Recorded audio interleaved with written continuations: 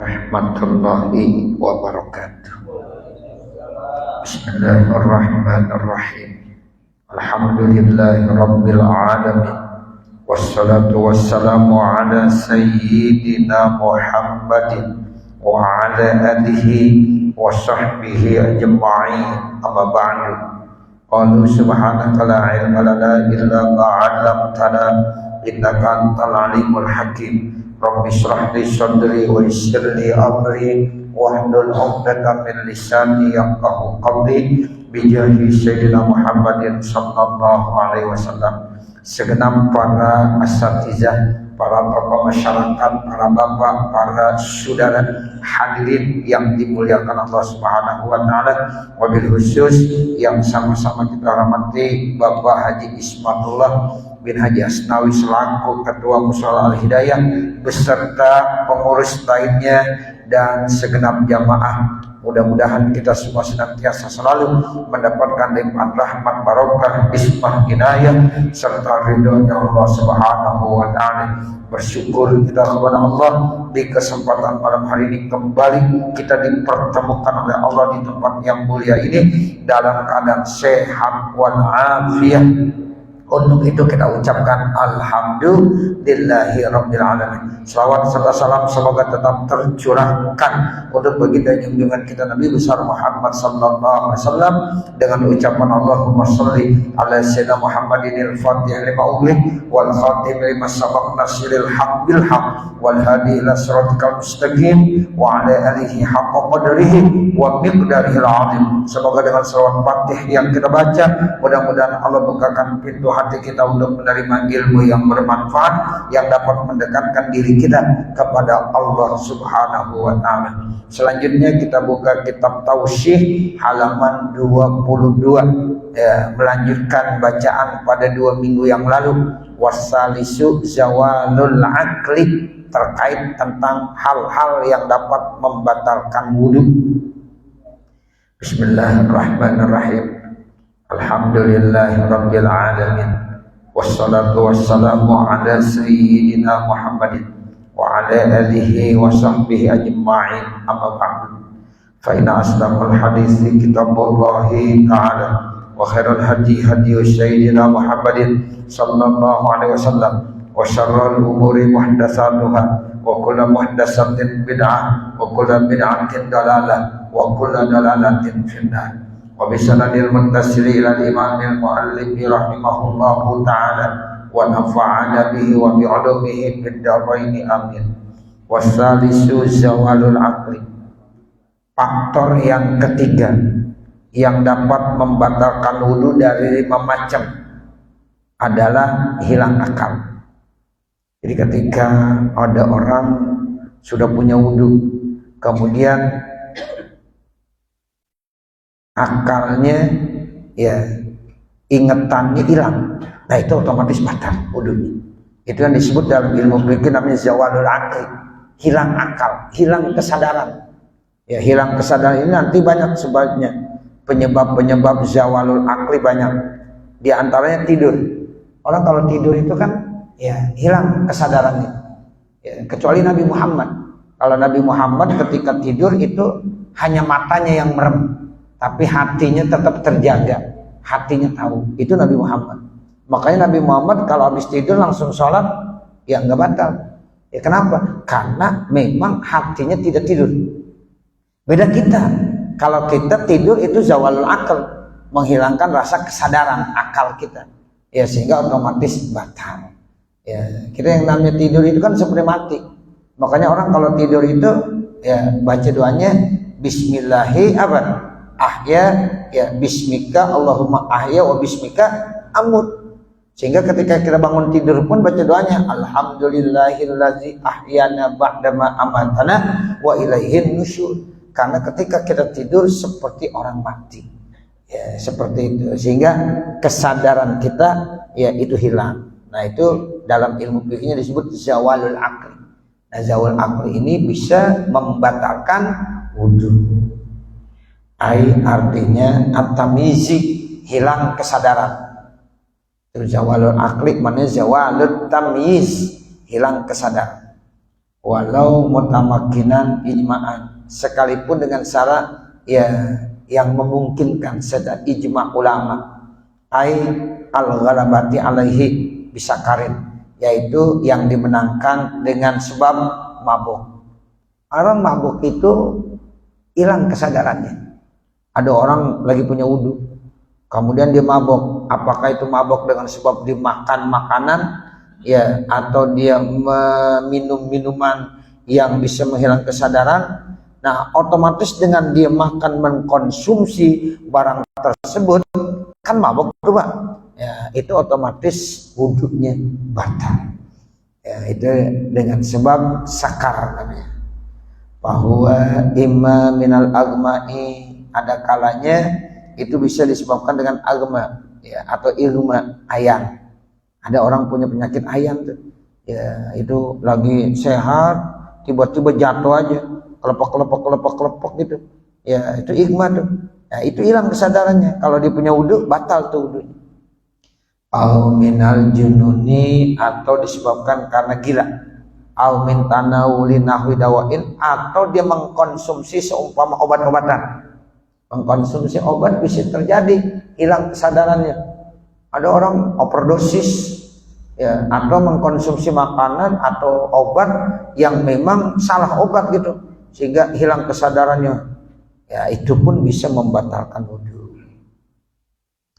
Au marodin, atau ada yang sakit ya, itu bisa menyebabkan hilang sadar. Ya, hilang kesadarannya ya, itu bisa membatalkan wudunya. Bihaisu yang gunu kal igma'i, di mana itu bisa terjadi seperti ayat. Au jununin, atau gila, au igma'in, atau igma ayat. Ai bi ghairil maradi, yaitu bukan dengan sakit. Walau kana zalika liwalin halata zikri, sekalipun saat itu dia didampingi oleh walinya saat lagi ingat. Fayan takiduduhu indana, maka batal wudunya indana menurut kita mazhab Imam Syafi'i, khilafan lil malikiyati, berbeda bagi mazhab Imam Maliki. Jadi kita mazhab Imam Syafi'i dengan sebab hilang kesadaran wudunya batal. Nah, kalau terkait dengan tidur, itu tinggal tidurnya bagaimana.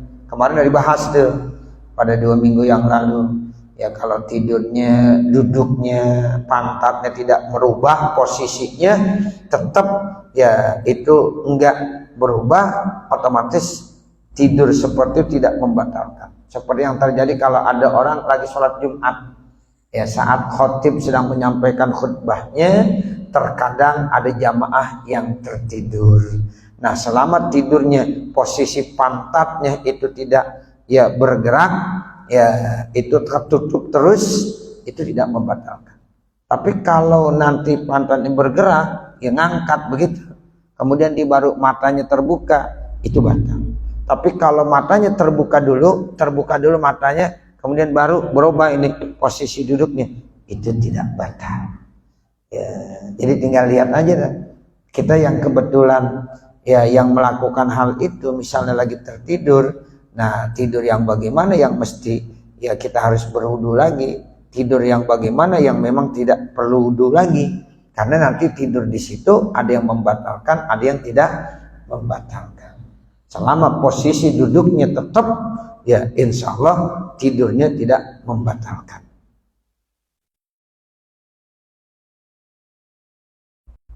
Atau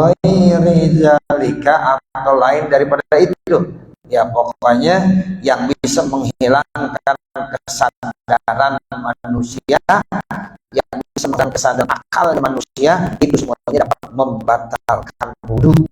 Ya, bisa dengan junun, bisa dengan sakar, bisa dengan ilman, atau lain daripada itu. Contohnya apa? Kata Imam Nawawi, ka'anwa ilma li khuliyah, seperti macam-macam ya penyakit yang disebut dengan depresi. Ya, jadi melankolis itu kan seperti penyakit depresi. Al-malikhuliyah itu artinya melankolis.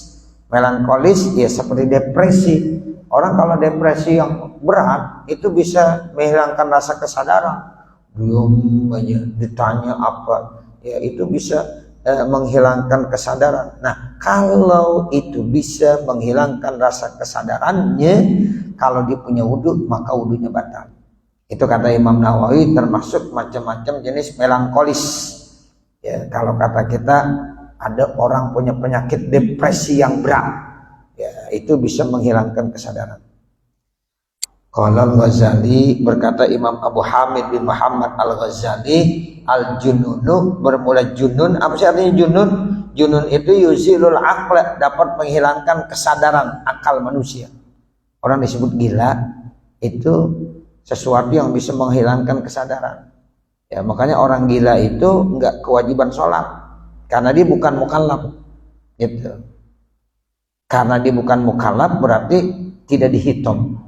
Ya, tapi nanti ketika dia sehat lagi, ya otomatis kewajiban lagi untuk melaksanakan sholat. Selama junun, ya kan nggak ada kesadarannya. Nah, orang yang tidak mengalami kesadaran, ya itu tidak kewajiban melaksanakan kewajiban-kewajiban. Sama seperti orang sakit tuh Pak. Orang kalau sakit ada yang ngorok aja, sehari 2 hari ngorok aja, nggak sadar ya. Itu selama ngorok begitu tuh, ya 1 hari 2 hari rumah sakit, kewajiban sholat enggak, karena enggak ada taklif dia.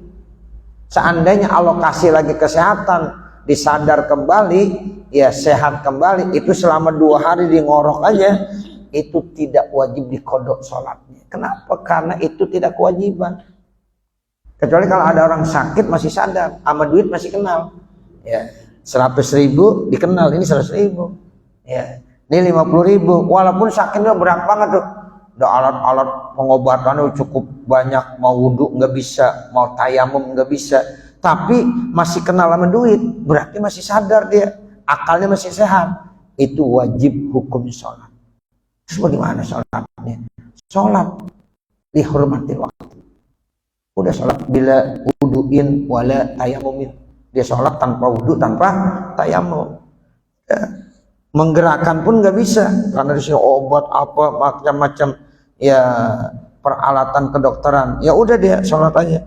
Saya sholat fardu zuhur 4 rakaat karena Allah Taala, Allahu Akbar, dibaca Fatihah. Ya, yang rukun-rukun aja dibaca dah. Kalau nggak mampu baca yang ya sunnah-sunnahnya, selesai baca Fatihah Allahu Akbar, dia ingat lagi ruku, ya baca subhana rabbiyal azim wa bihamdi. Kemudian dia sami Allahu liman hamidah, diingat lagi, ya i'tidal baca Rabbana lakal hamdu, Allahu Akbar, diingat lagi sujud, Allahu Akbar, duduk antara 2 sujud, Allahu Akbar, sujud lagi. Begitu seterusnya. Sebab masih sadar. Seandainya nanti Allah kasih sehat lagi, maka selama sholat lihurmatil waktu wajib diiadah. Wajib diulang kembali, itu namanya i'adah. Seandainya dia meninggal dunia, maka selama dia tidak melaksanakan sholat secara sempurna, pakai wudhu, pakai tayamum, itu dianggap udah sholat dan dia tidak berdosa karena sholatnya udah dilaksanakan dengan cara lihurmatil waktu. Sebab agama ya itu tidak membebankan, la yukallifullahu nafsan illa wus'aha. Allah tidak pernah memberikan beban kepada yang dia tidak mampu. Yassiru wa la tu'assiru. Ya, jadi tetap dia wajib sholat. Ya, wajib sholat. Ya, makanya kita bilang, ya kalau kita punya saudara atau keluarga lagi sakit, tolong ya bapak atau ibu harus sholat, dampingin tuh. Gimana saya mau sholat? Ini alat-alat kedokteran banyak banget. Ya, nggak bisa wudhu, nggak bisa tayamum. Ya udah, sholat ya bagaimana bisanya. Berarti nggak pakai wudhu, nggak pakai tayamum, silakan. Tapi suatu saat kalau Allah kasih panjang umur, diiadah, bukan dikodok, bukan diiadah. Kalau dikodok berarti dia kagak sholat. Kalau orang kagak sholat berarti dosa. Kalau seandainya dia meninggal dunia, itu 2 hari dia nggak sholat, berarti dia maksiat, berarti dia dosa. Makanya kasihan. Tolong kita dampingin makanya. Ayah, ibu, atau siapa aja, ya kita kasih tahu nih waktunya sholat, ayo sholat.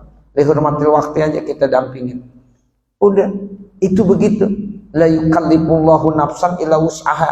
Allah tidak pernah memberikan beban kepada hambanya yang memang hambanya tidak mampu, semampunya. Tuh, begitu pentingnya sholat. Ya, selama akal masih sehat itu diwajibkan. Tapi kalau yang model sakitnya udah ngorok aja, emang kagak inget, udah nggak sadar, ada orang datang dia udah nggak tahu sama sekali. Tapi yang namanya rahasia Allah kita kagak tahu. Udah ngorok 3 hari 3 malam, tiba-tiba Allah kasih sehat lagi, sadar kembali, sehat lagi. Tuh. Tapi ada juga yang terus akhirnya meninggal dunia. Tapi selama 3 hari dia sakit seperti itu, enggak sholat, tidak berdosa. Karena saat itu sudah tidak ada kesadaran dalam akalnya. Begitu. Ya, nah ini yang disebut dengan ya apa? Ya, hilang kesadaran. Ini kata Imam Al-Ghazali, al-junun yuzilul aqla. Jadi junun itu bisa menghilangkan kesadaran akal. Wal igma yang miruhu, sama igma juga ayan bisa menutupinya. Wan naumu yastur, sama tidur juga bisa menutupi akal. Ya, kalau yang paling berat junun memang. Ya, junun itu udah hilang kesadaran udah. Maka ada orang gila, kadang-kadang dia enggak berpakaian. Ya, itu dia kagak malu. Kenapa? Ya karena enggak ada kesadarannya. Gitu. Jadi orang kalau lagi gila, ya Allah, itu kan kita bisa lihat. Ya, mereka ya kadang-kadang tidak menutup auratnya. Ya karena memang dia enggak sadar. Seandainya dia sadar, dia malu, enggak mungkin ya. Nah, seperti itu. Itu namanya al-junun yuzilul aqla. Nah, igma juga begitu.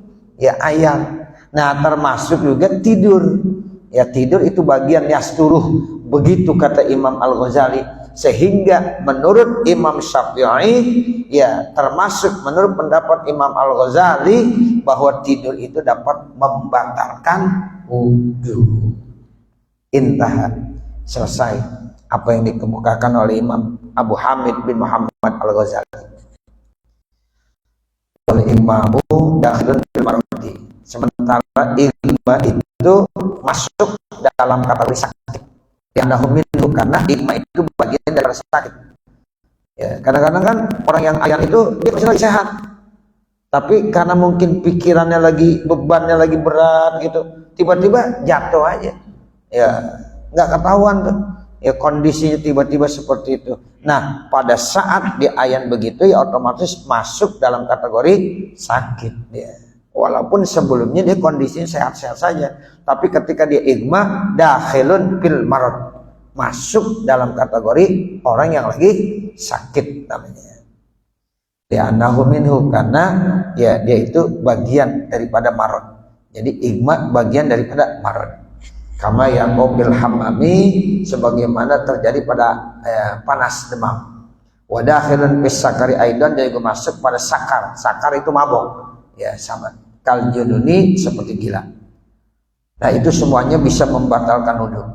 Wa idza kana kadzalika, dan apabila itu bisa terjadi, fala hajata, maka tidak hajat li ziyadati syarih, karena sudah ditambahkan oleh syarih biqaulihi au jununin au igmain. Selesai dah. Ya, jadi faktor yang ketiga yang dapat membatalkan wudu adalah hilang kesadaran. Warabi'u, yang keempat yang dapat membatalkan wudu, lamsul rajuli, seorang laki-laki menyentuh bibasarati, dengan kulitnya al-mar'atal ajnabiyah, kepada kulit perempuan yang ajnabiyah. Basarataha, yaitu menyentuh kulit perempuan yang ajnabiyah. Tapi yang mana perempuannya? Ya, lamsul rajuli al-mar'ata ghairal mahram, yang bukan mahramnya. Jadi seorang laki-laki yang udah dewasa menyentuh kulit perempuan yang juga sudah dewasa, yang memang perempuan tersebut bukan mahramnya, maka saat orang itu punya wudu dengan sebab dia menyentuh kulit perempuan yang ajnabiyah, yang bukan mahramnya, otomatis batal. Contohnya kita sama istri kita. Kita ini udah punya wudu nih, kemudian kulit kita menyentuh kulit istri kita, batal nggak? Batal. Sebab istri kita kan orang lain, bener nggak? Iya, istri kita itu orang lain. bukan saudara kita. Ya, mahram namanya kalau saudara kita. Ya, kalau istri kita ajnabiyah, orang lain. Coba kalau mahram itu orang-orang yang haram untuk dinikahi. Ini namanya mahram. Sebenarnya kita kepada ibu kita, kepada nenek kita, kepada adik kita, kakak kita, encang kita, encing kita. Itu namanya mahram. Kita nggak boleh tuh nikah sama ibu kita sendiri. Kita nggak boleh menikah sama kakak kita, sama adik kita, atau sama encing kita, atau sama encang kita. Karena itu mahram kita. Ya. Sehingga karena nggak boleh kita menikah, kalau kita menyentuh kulitnya tidak batal. Tapi kalau orang lain yang ajnabiyah, boleh kita nikahi, boleh. Nah karena boleh nikahi, makanya menyentuh kulitnya itu hukumnya batal. Jadi jangan sampai, kok Ustadz saya sama istri saya menyentuh kulitnya batal. Iya emang begitu, karena istri kita itu ajnabiyah, perempuan yang lain. Kemudian dengan sebab ya kita akan nikah jadi halal. Tadinya menyentuhnya haram nggak? Haram. Ya begitu. Tapi setelah kita menikah, menyentuhnya bukan lagi haram, tapi menjadi pahala. Tapi tetap batal wudunya. Ya kalau kita punya wudhu tetap batal. Tapi kalau kita megang-megang tangan istri kita, itu dalam salah satu hadis tasaqata, maka gugur dosa-dosa kita. Kita memandang istri kita memandang suaminya, itu pandangannya ya insya Allah ya dengan penuh kasih sayang dapat menggugurkan dosa-dosanya.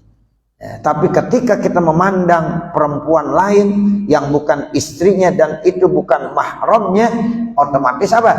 Dosa. Sama berzina, dosa enggak? Dosa. Tapi ketika kita melakukan ya hubungan suami istri, dapat pahala enggak? Dapat. Begitu Bapak Saudara. Ya, jadi kalau kita melakukan hubungan istri kita, ya suaminya, istrinya, lah dapat pahala. Karena bandingannya kalau dia melakukan hubungan bukan kepada istrinya namanya zina. Nah orang yang berzina dosa enggak? Berdosa. Kata Allah, wala taqrabuz zina, jangan kamu dekatkan kepada perbuatan zina.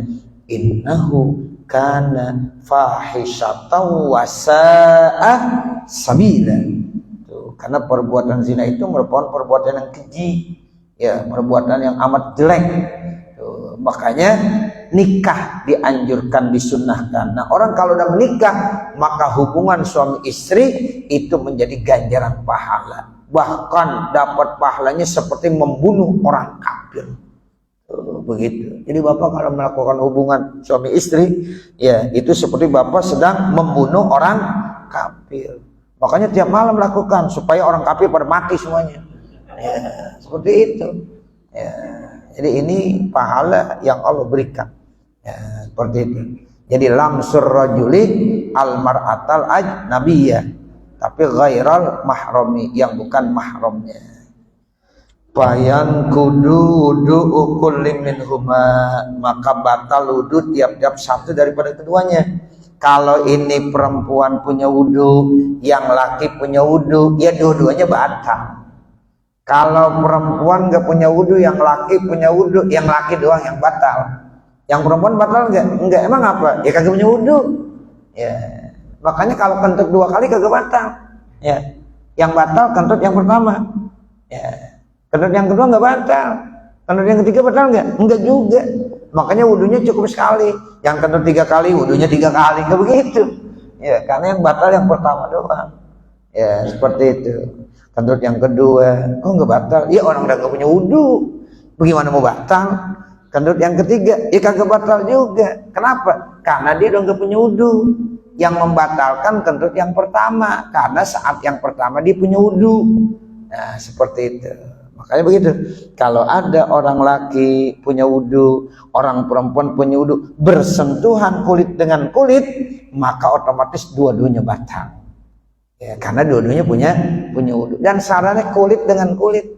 Kalau kita sebagai suami nih, ada istri kita pengen cium tangan sama kita udah punya wudhu, ya jangan kita nggak kasih, biarin aja dicium tangan. Tapi kita begini aja, ya pakai hail namanya, pakai dinding penghalang.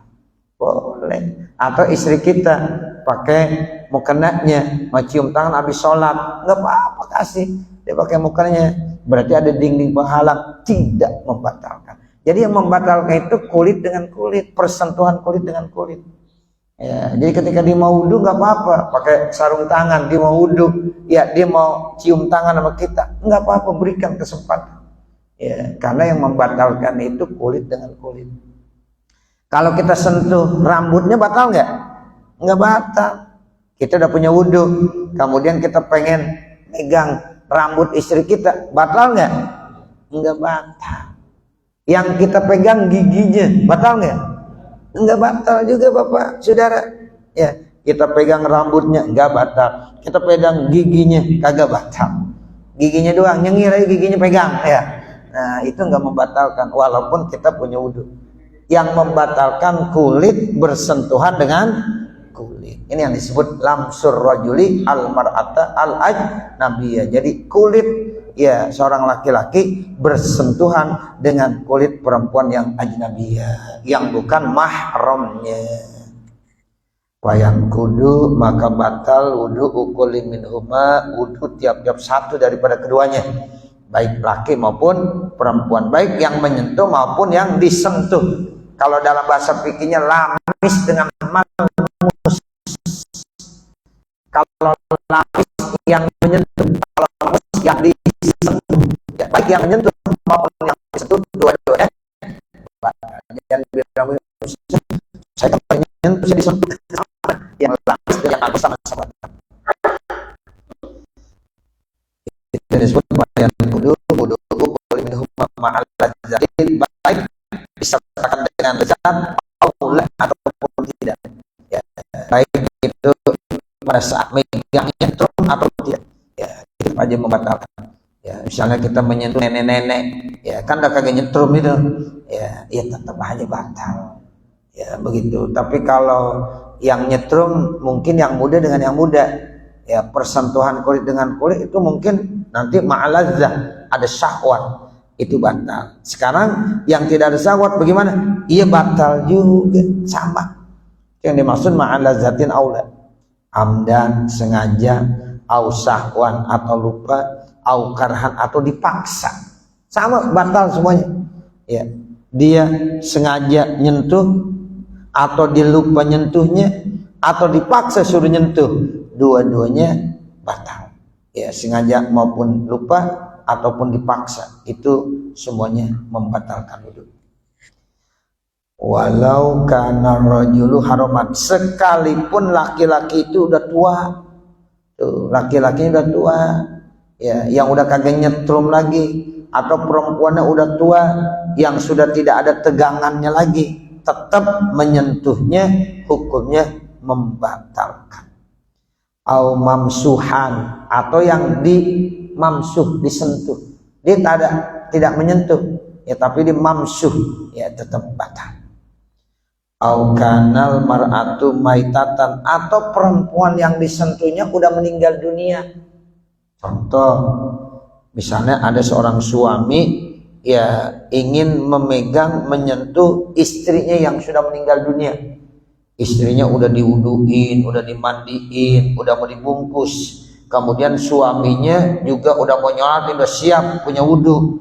Kemudian karena terakhir dia pengen sentuh tuh istrinya, ya, atau dia mau cium istrinya, dia mau pegang, mau sentuh kulitnya, ya otomatis ya suaminya batal nggak?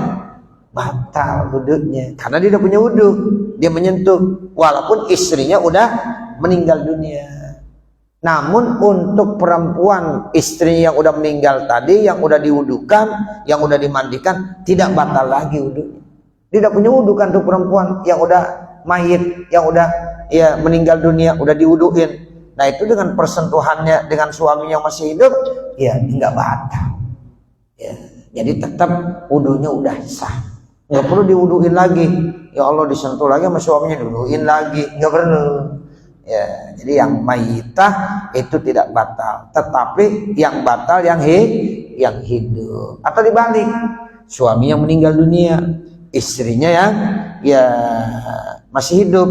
Sekarang istrinya udah punya wudhu, pengen megang ya kulit suaminya atau ingin mencium suaminya, nah itu istri udah punya wudu dengan sebab dia memegang, menyentuh kulit atau mencium suami yang udah almarhum, itu tidak batal. Ya, siapa yang meninggal dunia, tapi yang hidup batal. Istrinya batal nggak? Batal. Suaminya udah diwuduin, tidak batal. Ya, jadi artinya nggak perlu diwuduin lagi yang udah meninggal. Cuma yang batal adalah yang masih hidup. Paham ya Bapak ya? Ya, jadi kalau seorang suami atau seorang istri menyentuh pasangannya yang sudah meninggal dunia, maka yang masih hidup saja yang batal wudunya, sementara yang sudah meninggal dunia tidak batal wudunya. Nah ini yang dikatakan walakin, akan tetapi la yantaqidu wudu'ul mayyiti, tidak batal wudunya mayit. Wudunya mayit baik laki maupun perempuan tidak batal. Zakaron kana au unsa, baik dia itu laki ataupun dia perempuan, au kana ahadu majunuban, atau salah satu daripada keduanya junub, ya itu tidak ya berpengaruh sama sekali. Yang udah meninggal dunia sudah tidak terpengaruh sama sekali. Walau kana ala ghairi suwaril adami, sekalipun dia itu bentuknya tidak berbentuk seperti manusia. Ya, pokoknya kalau dia meninggal dunia udah diwuduin, tidak batal lagi wudunya. Tapi yang hidup ya itu tetap batal wudunya dengan sebab dia menyentuh kulit perempuan atau ya kulit laki-laki, ya memang itu pasangannya, ya itu tetap membatalkan. Ya, jadi yang tidak membatalkan hanya yang mayit saja, yang udah meninggal dunia saja. Wal muradu birrajuli wal mar'ati, yang dimaksud dengan laki dan perempuan ya siapa? Zakarun wa unsa. Tuh, rajul ya zakar, laki-laki, mar'ah ya unsa, perempuan. Yakinan, dengan yakin, balagho hadas syahwati, yang memang dua-duanya udah mencapai batasan syahwat, artinya sudah baligh, begitu. Artinya sudah baligh. Itu namanya udah hadas syahwat. Kalau belum balik, belum hadas syahwat. Ya, laki-laki yang sudah balik, perempuan yang sudah balik. Kalau laki-laki menyentuh kulit perempuan, yang perempuannya belum balik, tidak batal wudunya. Atau sebaliknya, perempuan menyentuh kulit laki-laki, perempuan udah balik, tapi laki-lakinya masih anak-anak, belum balik, ya kagak batal. Ya, jadi dua-duanya disyaratkan udah hadas syahwat, artinya yang sudah ya sampai batas ya balik dan balighah, yang sudah memunculkan syahwat. Ay yakinan, secara yakin, urban, menurut kebiasaan, ay inda arbabit tiba'is salimah, menurut ukuran watak orang yang selamat. Ya, kal Imam Syafi'i, seperti Imam Syafi'i, wasaidan nafisah, ya itu seperti itu. Bagaimana maksud? Wasyahwa intisaruz zakar lisyabi. Biasa kalau menunjukkan syahwat bagi laki-laki itu alat kelamin laki-lakinya intisar. Artinya intisar itu ya bangun. Itu namanya intisar. Nah berarti itu syahwat. Ya, itu ada syahwat namanya. Ada intisaruz zakar lisyab. Kalau bagi ya pemuda yaitu intisaruz zakarnya. Jadi kelaminnya, penisnya itu bangun. Nah itu ada syahwat namanya. Terus ada lagi wa mailul qalbi lin nisa. Nah kalau perempuan bagaimana? Condong hatinya. Kalau perempuan tuh ada kecondongan hati untuk ya ada rasa seneng gitu. Wali syaihil fani, begitu juga bagi syekh ya orang tua al-fani yang udah lemah. Nah itu semuanya termasuk namanya ada syahwatnya. Sehingga kalau dari syahwat udah mencapai balik, maka persentuhannya itu yang dapat membatalkan wudu. Nah nanti baru wal muradatu bil mahram. Apa yang dimaksud dengan mahram? Nanti kita akan tahu ada mahram bin nasab, ada mahram bil rada, ada mahram bil musahhar. Nanti akan kita bahas ya. Mudah-mudahan apa yang kita baca ada manfaatnya. Amin ya rabbal alamin. Wa sallallahu ala sayyidina Muhammadin wa ala alihi wa sahbihi wasallam. Walhamdulillahi rabbil alamin. Al-Fatihah. A'udzu billahi minasyaitonir rajim. Bismillahirrahmanirrahim. Alhamdulillahirabbil alamin arrahmanir rahim maliki yaumiddin. Iyyaka na'budu wa iyyaka nasta'in. Ihdinas siratal mustaqim. Siratal ladzina an'amta 'alaihim ghairil maghdubi 'alaihim waladdallin. Rabbighfirli wa liwalidayya amin. Bismillahirrahmanirrahim. Alhamdulillahirabbil alamin. Allahumma shalli ala sayyidina Muhammad wa ala ali sayyidina Muhammad. Allahumma inna nas'aluka ridhaka wal jannah wa na'udzubika min sakhatika wan nar. Allahumma anfa'na bima 'allamtana wa 'allimna ma jahilna wa 'allimna ma yanfa'una wa zidna 'ilman nafi'an. Allahumma iftah lana hikmatan wanshur 'alaina rahmatan ya zal jalali wal ikram. Rabbana atina fid dunya hasanah wa fil akhirati hasanah wa qina adzabannar. Wa sallallahu ala sayyidina Muhammad wa ala alihi wa sahbihi wa sallam. Walhamdulillahi rabbil alamin. Wassalamu alaikum warahmatullahi wabarakatuh.